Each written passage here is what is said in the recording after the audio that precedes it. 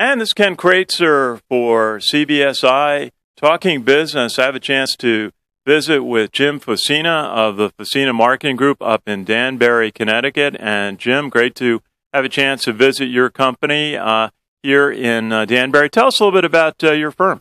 Oh, good. Good morning, Ken. Thank you very much for coming up. So good morning. Fosina Marketing Group is in its 13th year, and we are a group of direct-to-consumer marketing individuals with a pretty deep bench of a lot of experience in all aspects of traditional direct marketing, covering direct mail, package inserts, FSIs, but the majority of what our business does today is in the digital space. And the reason why we do most of our work in the digital space is because we're always chasing and staying in front of the ever-evolving consumer purchase behavior. So today, when people are buying direct-to-consumer and looking for home delivery, they are not necessarily buying the same way they were buying 5 years ago, 10 years ago, 20 years ago. They are buying in all sorts of different methods. And a lot of those methods are the digital side of the business. So 20 years ago, 10 years ago, direct marketing, direct-to-consumer marketing was something that was very different than what the ordinary day-to-day consumer purchase behavior might be. Today, the direct-to-consumer purchasing it's an everyday act. So am I going to go to the store today, or am I going to just go online and buy what I'm looking for? So there's a lot less differentiation in the consumer's mind. So it's really important that you're in front of the consumer purchase behavior so that you're there ready to catch that transaction. Absolutely, and you've got a very extraordinary list of clients and major brands that you work with and helping them to promote themselves and generate what you call reoccurring revenue. Maybe tell us a little bit about that. So a lot of what we do is in the subscription and the continuity side of the business, and it kind of stems back to the mid-1990s when I was working at a company called Grolier. And Grolier was responsible with the licensor of selling Disney books and Dr. Seuss books, all towards children. And at that time, in the mid-1990s, there was this thing called the Internet, and it really was referred to as the thing. Nobody really knew what to do with the Internet. And we were in the right spot at the right time relative to changing consumer purchase behavior, because much of what was happening in the online space was really being adopted by the younger audiences, the female audiences. So we were targeting young moms, and so we were hitting the sweet spot in terms of selling online in a non-traditional manner. And that's kind of how we got started in the digital space. So from a continuity standpoint, whether it's Disney books or Dr. Seuss books, or whether it's coffee or some other type of consumable or a collectible, we have serviced probably about 50 different continuity programs today, ranging from a subscription that may be $10 a month to collectibles that run over $100 a month or $100 per piece. And the entire concept is to promote our offers in the right channels of the online digital space, of which there are many, and to ensure that we're going to give a value proposition to the consumer so that when that product arrives, they are going to be very happy with that product and the continuous of serving new products down. Absolutely, and over the span of our careers, we've watched the Internet grow and become such an important merchandising channel today. What do you see as some of the important opportunities today in online marketing, online merchandising? Online marketing, online merchandising, probably the most important thing today is to watch where the consumer is purchasing. So, 5, 7, 8 years ago, it might have been email. Today, it's very much on a social media platform. And yesterday, it might have been more so Facebook, and today it might be more so Twitter. So from that standpoint, you have to follow your consumers' purchasing desires. And when you're staying in front of a purchase behavior, it's the purchase desire that you're trying to harness, not necessarily purchase history. But the wonderful part about the online digital space for us very tenured direct marketers is that all the disciplines are the same. The disciplines have not changed. The practice and the tactics have changed, but the discipline hasn't changed. So every program that we run for our clients still has the same exact level of accountability that any direct mail campaign may have had yesterday or 10 years ago or 20 years ago. And I think that's the most important thing, is that we do not lose our roots in the space of direct-to-consumer marketing and the magic that is in the tracking and the ability to understand your customer satisfaction and your return on investment. So it's staying in front of that consumer purchase desire with a very strong accountability to traditional practices.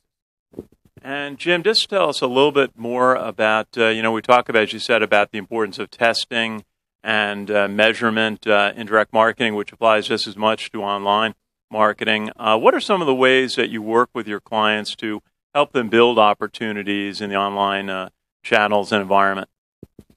So let's start with a testing standpoint. So the wonderful part about testing in the digital space is, just as in any traditional space, you could do a perfect nth and ABC type of test and monitor your results. But in the digital space, it's instantaneous read. It's an instantaneous understanding of what your new offer strategy, your new creative strategy, and even your new media strategy is going to be. So the investment and the cost of entry into testing a new concept is a fraction of what it might be in a traditional printed type of format. So we always lead in with the client in helping them understand that if we can test at a fraction of what you're used to testing, the test, expansion, and rollout phases are going to be a lot faster with a much quicker return on investment, with a lot less, with fewer what I call false starts, and a lot less in lost investment dollars. Absolutely. And you mentioned that you are an Iona College grad, as I am. Tell us a little bit about your career and how you got to starting your own agency. So while I was at Iona College, I guess it was my sophomore year, and I was introduced through the Career Development Center. I was introduced to Kraft Foods. And when I started at Kraft Foods, I started with a company called Gevalia. Gevalia Kaffe was owned by Kraft Foods, and Gevalia Kaffe was the direct-to-consumer marketing division of Kraft Foods. And that's where I cut my teeth in the direct-to-consumer space. It was a startup, it was a concept, and I had the opportunity, coming in as a sixth employee, I had the opportunity to understand everything from the offer development, creative development, media development, understanding the operations side of the business, the analysis side of the business, the procurement and manufacturing.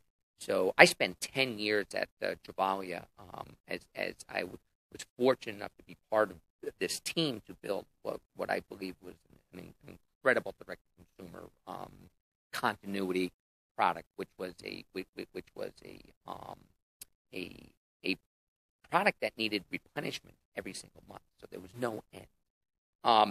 From there, after 10 years at Gevalia, I did go to Grolier, and that's where I was responsible for new business development. And the part of the new business development at Grolier was the online side of the business, and so developing a new channel.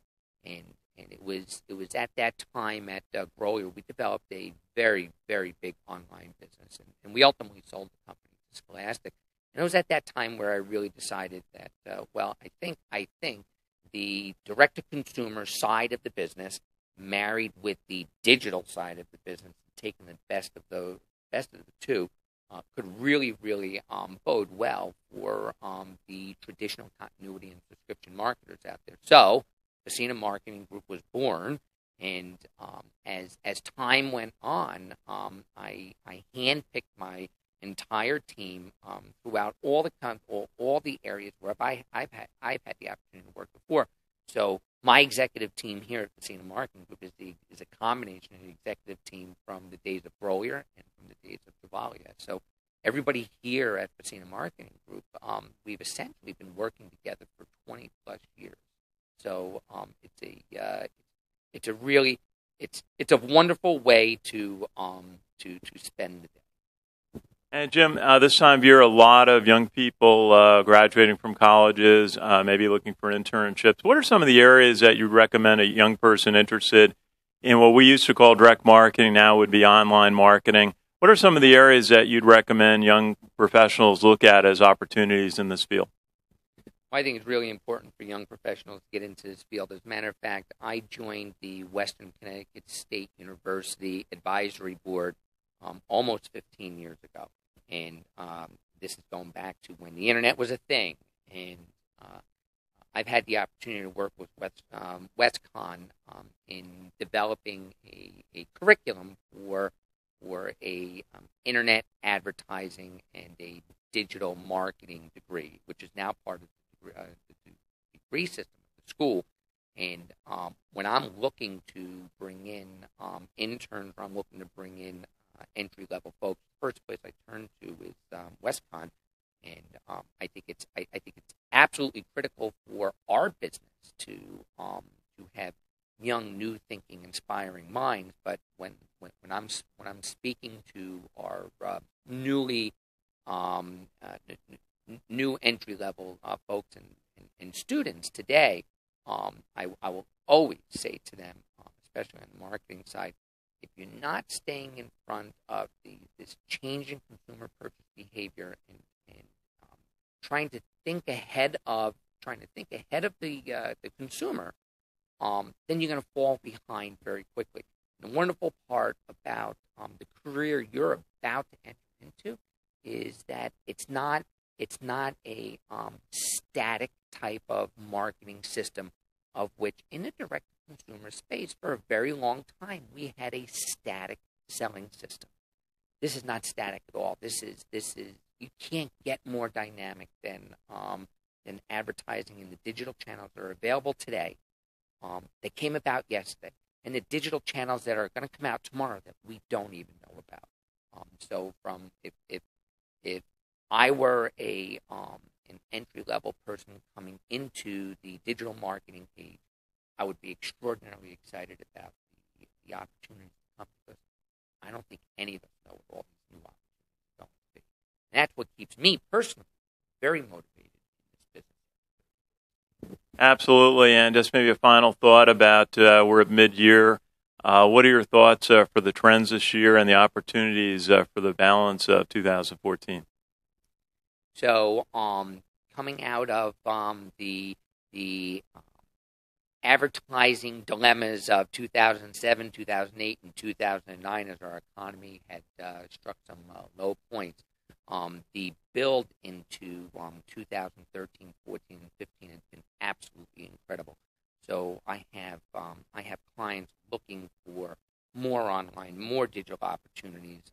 We can't provide digital opportunities as quickly as our clients would like to receive them.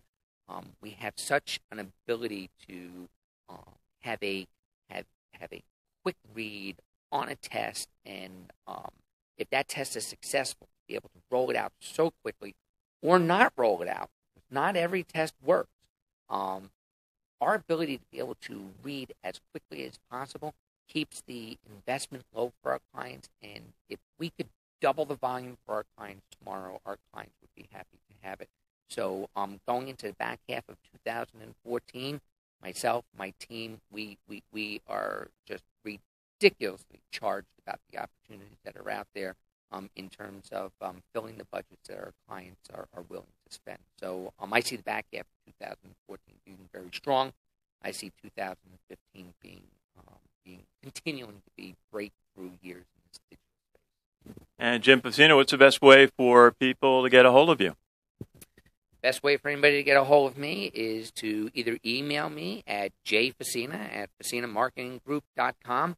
But I love talking to people, and so the best way to reach me is on my personal mobile phone. And my mobile phone number is 845-216-4147. Okay, Jim Fosina, Fosina Marketing Group. Great to visit your offices up here in Danbury, Connecticut. And thank you very much. I really appreciate your time in coming up, and this was fun. I really appreciate it. Our pleasure. This is Ken Kraetzer, talking business for CBSI.